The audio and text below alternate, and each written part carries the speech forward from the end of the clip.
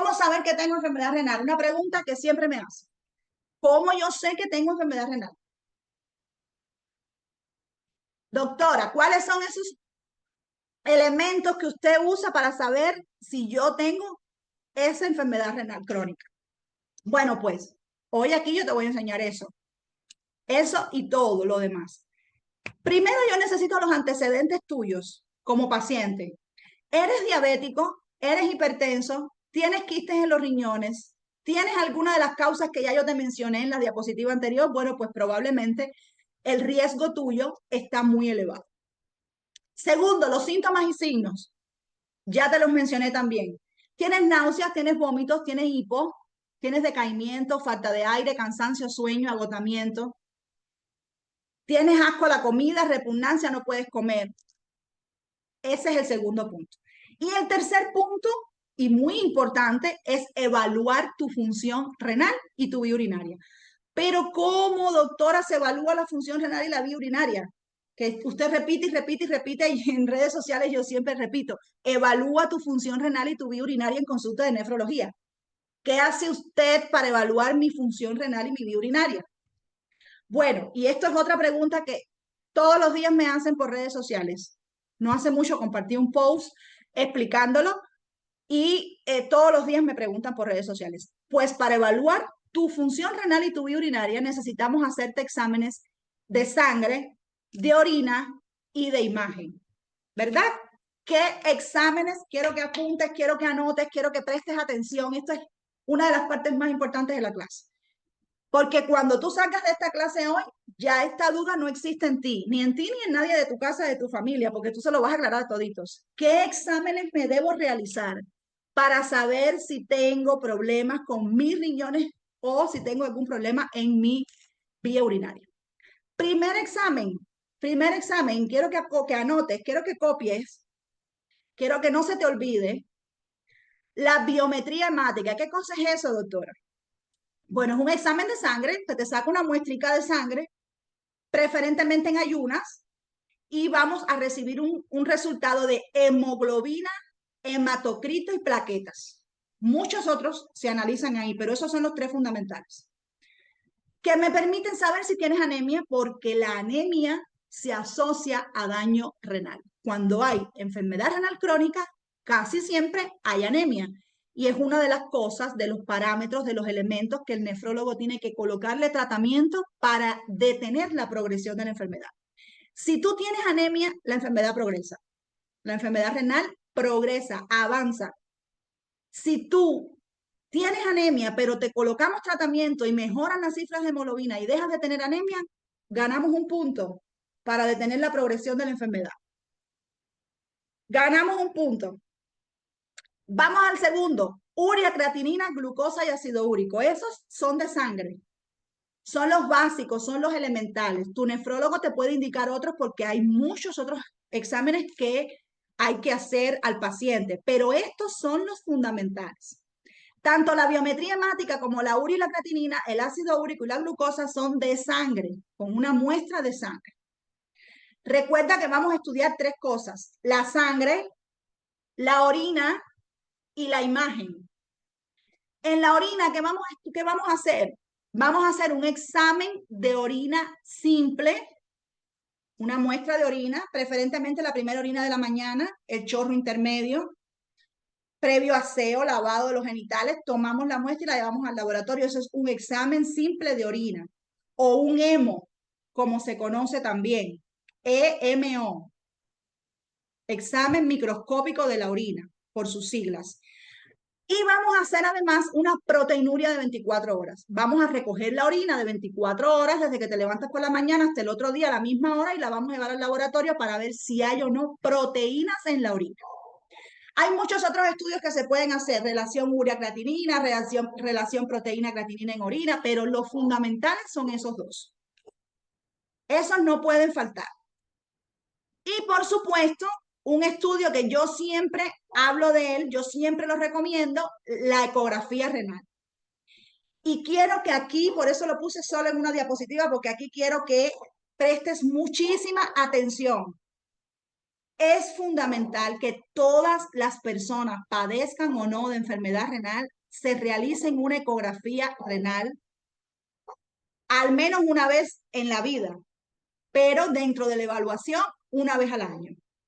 ¿Qué vamos a buscar en la ecografía renal? Precisamente este riñón lo vamos a evaluar, vamos a ver su tamaño, vamos a ver su estructura, vamos a ver primero si tenemos los dos riñones, porque hay personas y pacientes me llegan a mi consulta con 40, 45, 50 años y a esa edad se enteran que tienen un solo riñón, que son monorrenos, que nacieron con un solo riñón y hemos perdido toda esa etapa de la vida sin poder evaluar la función de ese único riñón y sin poder colocar tratamiento preventivo o tomar medidas preventivas para cuidar ese único riñón. Entonces, si tú me estás escuchando el día de hoy y no te has realizado una ecografía renal, yo te invito a que te realices una ecografía renal o un ultrasonido renal.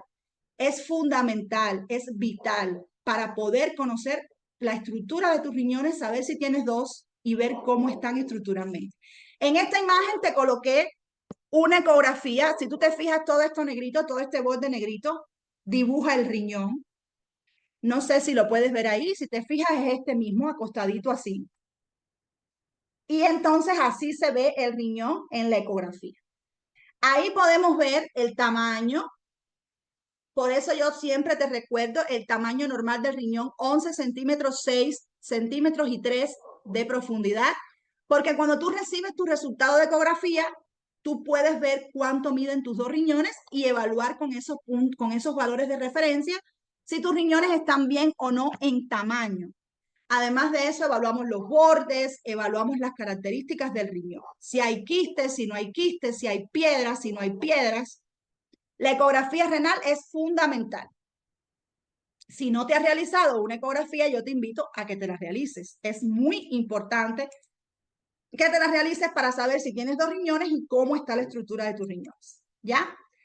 Ahora, ¿cómo nosotros sabemos si hay o no enfermedad renal y en qué etapa de la enfermedad renal nos ubicamos?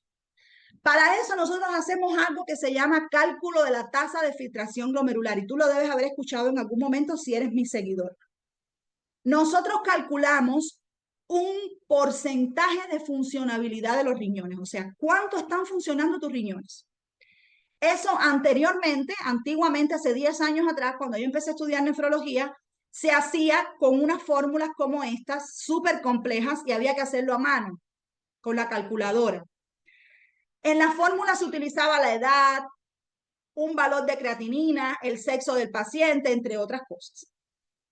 En la actualidad, esto se hace en los dispositivos móviles, en cualquier dispositivo móvil, tú descargas la aplicación. Hay muchas aplicaciones, muchísimas.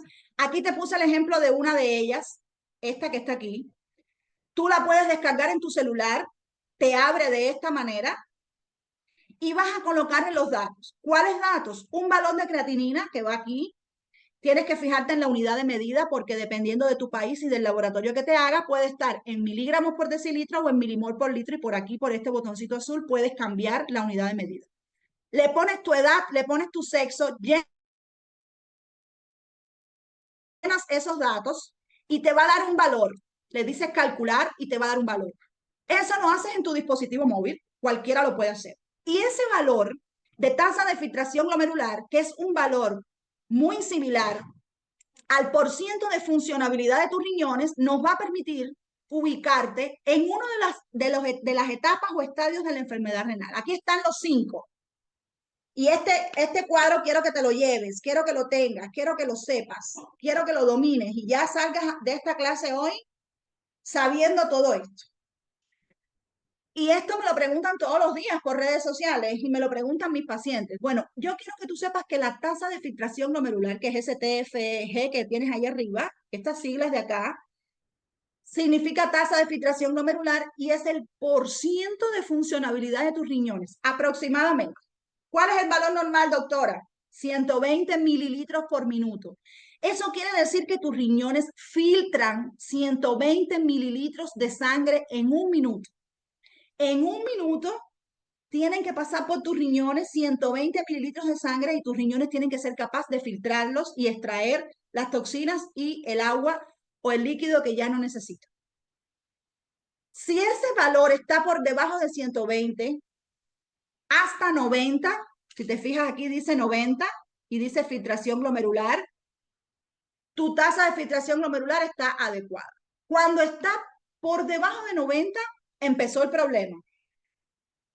Empezó el problema.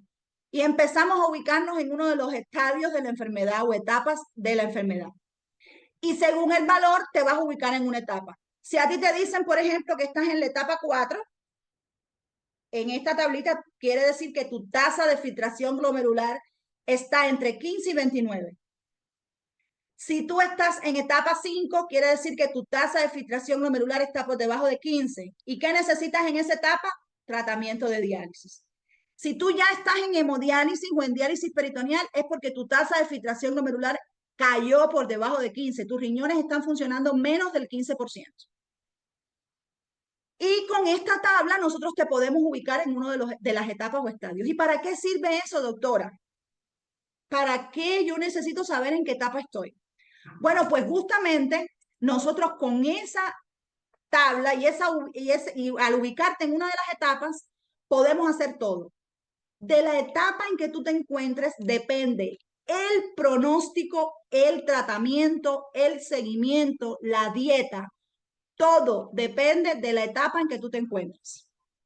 No es lo mismo tratar a un paciente en etapa 3, aquí, donde su función está moderadamente baja, a que estés aquí donde hay una falla renal importante y está severamente afectada la función renal. Cada etapa tiene su pronóstico, su tratamiento y su seguimiento. ¿Qué hacer entonces? Bueno, lo primero es buscar ayuda con el nefrólogo. Todo paciente con enfermedad renal crónica tiene que atenderse con el nefrólogo, no con otro especialista, con el nefrólogo. Es el único que puede ayudarte a detener la progresión de la enfermedad renal. 2, hay que controlar las dos primeras causas, azúcar en sangre y presión alta. Si tu azúcar está alta y tu presión está alta, la enfermedad no se detiene. Es imposible porque la causa no la hemos quitado. Y por supuesto hay que saber cuál es la causa de la enfermedad renal, porque dependiendo de la causa será el tratamiento. Si tú eres lúpico, si tú tienes lupus, hay que tratar el lupus. Si tú tienes diabetes, hay que controlar la diabetes. Si tú tienes quistes, hay que ver el tamaño de los quistes y tratar de mantener los quistes bajo control.